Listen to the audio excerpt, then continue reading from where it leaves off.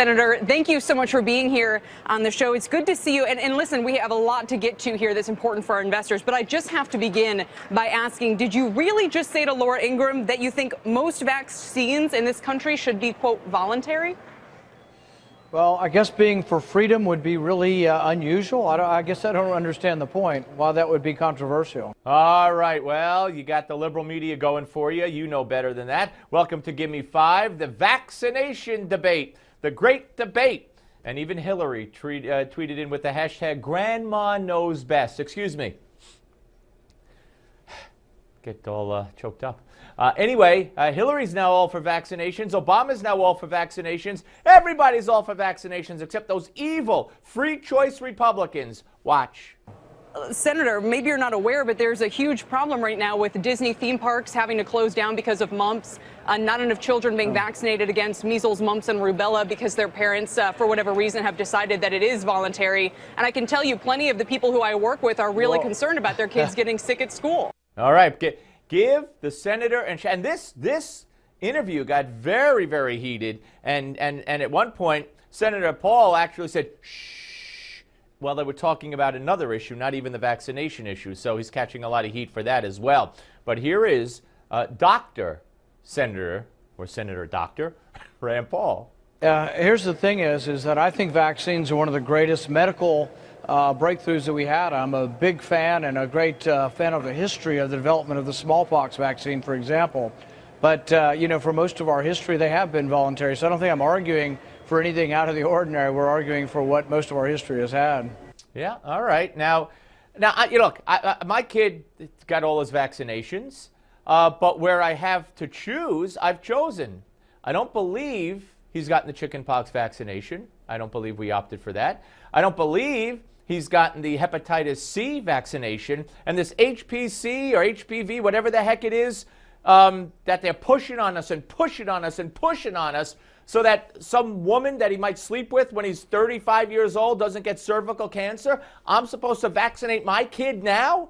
You got a good case. I'll go to jail before you make me do that. So, you know, while there are some vaccinations that, you know, are no-brainers, there are others that you should not be forced to give your child because the doctor says so. Here's more.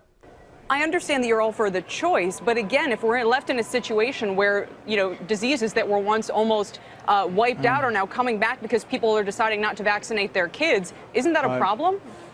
I think public awareness of how good vaccines are for kids and how they are good for public health is a great idea.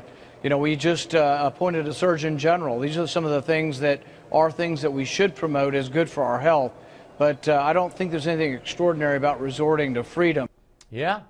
Now, the HPV vaccine, I mean, I've seen stories, and I have stories here in front of me, of young girls who have gotten this vaccine and have wound up with horrifically debilitating diseases or you know, all of a sudden their capacity to walk and think and talk is terrible, horrific stories. Now I hear, well, that's 1 in a million. Well, you know what? A parent has to weigh. Do I want my kid to be the 1 in a million? A parent has that right. One more. I'll give you a good example. You know, the hepatitis B vaccine is now given to newborns. We sometimes give 5 and 6 vaccines all at one time. I chose to have mine delayed. I don't want the government telling me that I have to give my newborn hepatitis B vaccine, which is transmitted by sexually transmitted disease and or blood transfusions. Do I think it's ultimately a good idea? Yeah, and so I had mine staggered over several months. I've heard of many tragic cases of walking, talking, normal children who wound up with profound mental disorders after vaccines. I'm not arguing vaccines are a bad idea. I think they're a good thing. But I think the parents should have some input. The state doesn't own your children. Parents own the children, and it is an issue of freedom. Absolutely. They're mocking him for saying, oh, studies say it's 1 in a million. Has he met the 10 out of 10 million kids who have suffered ill effects? You know what? Grow up.